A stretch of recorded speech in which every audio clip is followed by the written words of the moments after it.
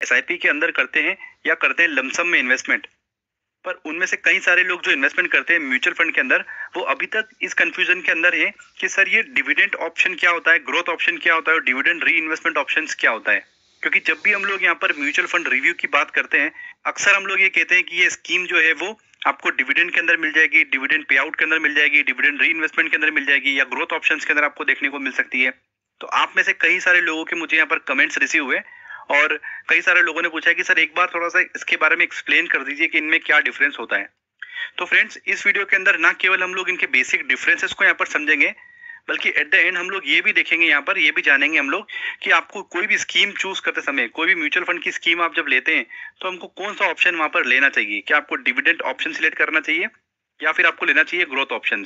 तो फ्रेंड्स, मेरी आपसे छोटी सी रिक्वेस्ट है कि आप इस वीडियो को एंड तक जरूर देखना और पूरा देखना, नहीं तो हमेशा की तरह हम लोगों को डाउट रह जाएगा और पता चलेगा कि बाद में हम लोगों ने कोई गलत ऑप्शन को यहाँ पर चूज कर लिया था। तो चलिए दोस्तों, हम लोग इस वीडियो को स्टार्ट करते हैं। फ्रेंड्स, म्यूचुअल फंड के बड़े बड़े एक्सपर्ट्स यहाँ ये कहते हैं कि सही ऑप्शन को चूज करना उतना ही जरूरी होता है, उतना ही इंपॉर्टेंट होता है जितना कि सही स्कीम को चूज करना होता है यहाँ पर। और सही भी है, क्योंकि हम लोग को यहाँ पर सिर्फ दो ही तो काम करना है, एक अच्छी स्कीम को चूज करना है और उसमें कौन सा ऑप्शन लेना है हमको वो चूज करना है, कब तक इन्वेस्टमेंट करना है, बाकी का सारा काम तो अपने आप ही हो जाता है वहां पर।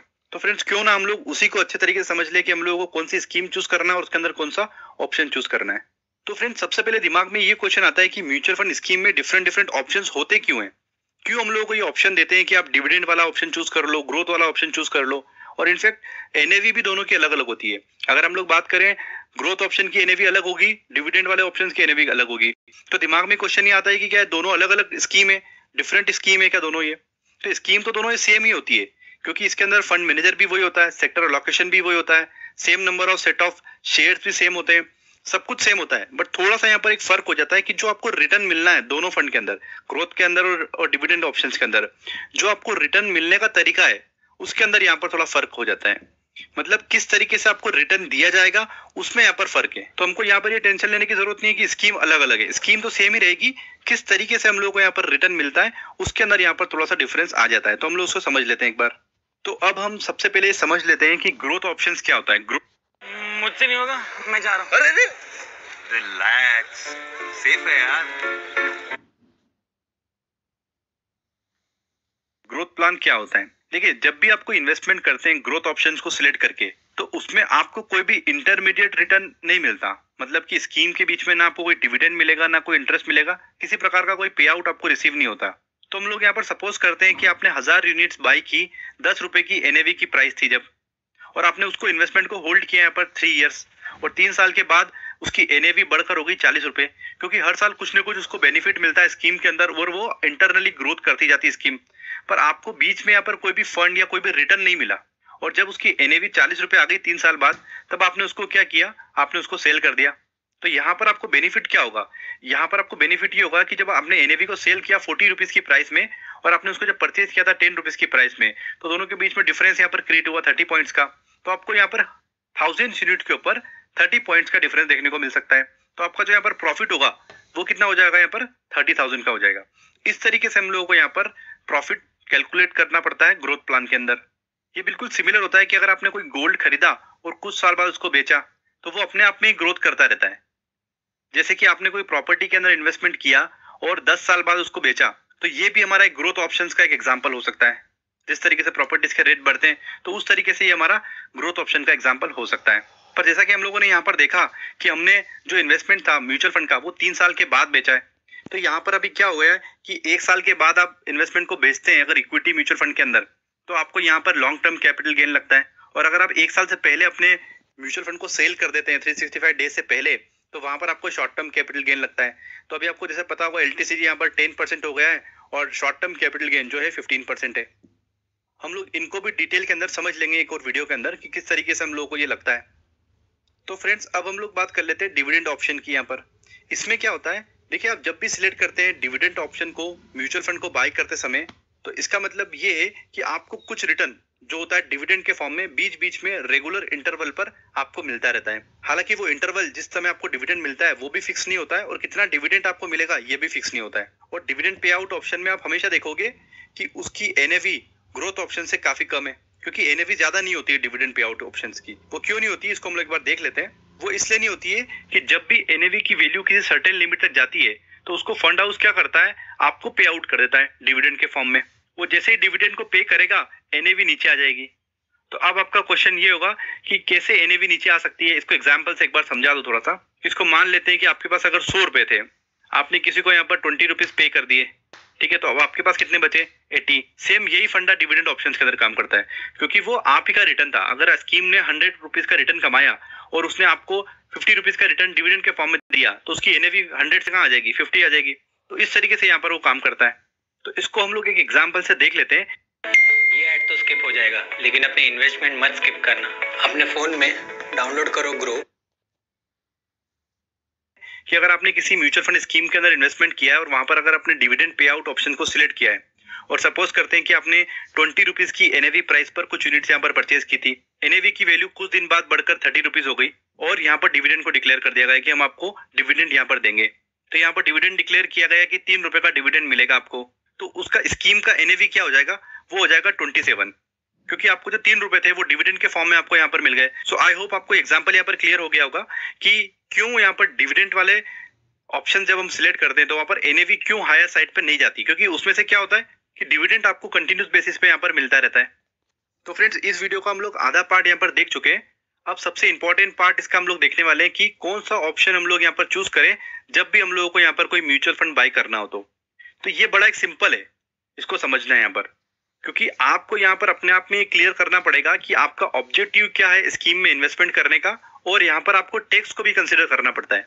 तो वो किस तरीके से करते हैं हम लोग, कैसे सिलेक्शन करना है हमको ऑप्शन का, वो हम लोग अभी देख लेते हैं।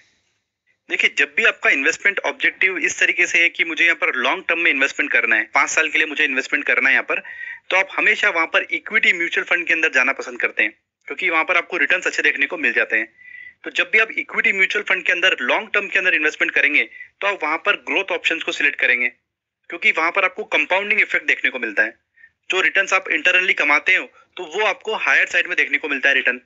अगर आप उसकी जगह ग्रोथ ऑप्शन को चूज नहीं करते हो, डिविडेंड ऑप्शन को चूज करते हैं, तो उसमें क्या होता है कि जो आपको बीच बीच में यहाँ पर कुछ रिटर्न जरूर मिलता डिविडेंड ऑप्शन के अंदर, तो आप उनको नॉन प्रायोरिटी थिंग्स के ऊपर खर्च कर सकते थे। तो आपको वो जो कंपाउंडिंग इफेक्ट है, अगर 15% का रिटर्न दिखा रहा है ग्रोथ ऑप्शन, तो आप डिविडेंड ऑप्शन से यहाँ पर 12.5 या 13% का रिटर्न दिखाएगा।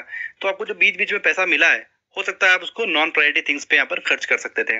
और आप जब भी इक्विटी म्यूचुअल फंड के अंदर यहाँ पर इन्वेस्टमेंट करते हैं और अगर आप 1 साल के बाद अपने फंड को यहाँ पर करते हैं विड्रॉ, तो सबसे पहले हमको देखने वाली बात यह है कि वहां पर आपको लॉन्ग टर्म कैपिटल गेन जो टैक्स है वो 10% लगेगा, जो पहले नहीं हुआ करता था। तो 1 लाख तक तो हमको यहाँ पर long term capital gain tax नहीं लगेगा, 1 लाख के बेनिफिट तक, पर उसके ऊपर हमको यहाँ पर लगेगा। पर अगर आप म्यूचुअल फंड को यहाँ पर सेल करते हैं 1 साल से पहले, यूनिट्स को अगर आप सेल करते हैं बिफोर 1 ईयर, तो यहाँ पर आपको शॉर्ट टर्म कैपिटल गेन लगता है STCG, जो कि होता है 15%। और आगे हम लोग बात करते हैं कि अगर आप प्लानिंग कर रहे हैं शॉर्ट टर्म बेसिस पर, आपको ऐसा लग रहा है कि मुझे 1 साल से कम के लिए पैसा इन्वेस्टमेंट करना है, तो आप हमेशा उसके अंदर डेट म्यूचुअल फंड के अंदर जाना पसंद करते हैं, क्योंकि वहां पर आपको रिटर्न फिक्स होता है कि 8% या 9% मुझे रिटर्न मिल जाएगा। तो आप हमेशा डेट म्यूचुअल फंड के अंदर इन्वेस्टमेंट करते हैं। तो वहां पर आप जब भी डेट म्यूचुअल फंड के अंदर इन्वेस्टमेंट करते हैं और आपका इन्वेस्टमेंट हॉरिजन 1 ईयर से कम है, तो वहां पर हम लोग सिलेक्ट करेंगे डिविडेंड ऑप्शंस को या फिर डिविडेंड री इन्वेस्टमेंट ऑप्शंस को, क्योंकि 31 जनवरी से पहले यहाँ पर डिविडेंड जो हम लोगों को मिलता था उसके ऊपर कोई भी टैक्स देने की जरूरत नहीं थी, बट अब यहाँ पर 10% आपको टैक्स लगेगा। फिर भी जो भी रिटर्न हम लोग डेट म्यूचुअल फंड के अंदर इन्वेस्टमेंट करके जो कमाते हैं, उसके ऊपर हमको जो टैक्स देना पड़ता है वो टैक्स ब्रैकेट के हिसाब से लगता है। आपकी कौन सी इनकम टैक्स स्लैब में आप आते हैं उसके हिसाब से लगता है। और अगर आपकी टैक्स ब्रैकेट यहाँ पर 30% की है, तो जो भी आपने बेनिफिट किया, 1 लाख रुपए में आपने म्यूचुअल फंड को परचेज किया था और अगर आपने उसको सेल किया 1,50,000 रुपए में, तो 50,000 का जो आपको बेनिफिट हुआ वो आपकी टैक्स ब्रैकेट के अंदर काउंट हो जाएगा और वहां पर आपको टैक्स लगेगा उसके ऊपर। बट अगर हम लोग डिविडेंड ऑप्शंस के अंदर जाते हैं या डिविडेंड री इन्वेस्टमेंट ऑप्शंस के अंदर जाते हैं, 85% of people working in a job, they don't like their job, as per the Gallup survey. तो हमको जो बीच बीच में जो बेनिफिट मिलता रहता है उसके ऊपर हम लोगों को 10% का डिविडेंड टैक्स लगेगा। तो हम लोगों को कुछ फंड के ऊपर तो यहाँ पर 10% का टैक्स लग जाएगा और कुछ फंड के ऊपर हम लोगों को जो रिटर्न हमको एट द एंड मिलेगा। तो हम लोग यहाँ पर क्या कर रहे हैं, डिविडेंड ले रहे हैं बीच में, तो हम लोग को जो स्कीम है वो म्यूचुअल फंड में 1 लाख की 1,50,000 नहीं होती, वो 1 लाख से 1,20,000 इन्वेस्ट आपको रिटर्न दे रही है। तो आपको यहाँ पर जो लॉन्ग टर्म कैपिटल गेन भी हुआ है तो वो लगभग कितना हुआ है, तो आपको 28,000 का हुआ है। बाकी बीच में हम लोगों को डिविडेंड के फॉर्म में वो पैसा मिल गया। तो यहाँ पर आपको कुछ पैसे पे तो 10% का टैक्स लगेगा और कुछ पैसे पे आपको टैक्स ब्रैकेट के हिसाब से लगेगा। तो इस तरीके से आप उसका बेनिफिट यहाँ पर ले सकते हैं। और अगर आपका यहाँ पर इन्वेस्टमेंट होरिजन मिड टर्म के लिए है कि मुझे 1-1.5 साल के अंदर इन्वेस्टमेंट करना है, तब भी आप डेट फंड के अंदर जाना चाहते हैं कि डेट म्यूचुअल फंड के अंदर मुझे इन्वेस्टमेंट करना है, और अगर आपका इन्वेस्टमेंट ऑब्जेक्टिव इस तरीके से कि मुझे 2 साल के लिए इन्वेस्टमेंट करना है, तो आप वहां पर ग्रोथ ऑप्शंस को सिलेक्ट कर सकते हैं।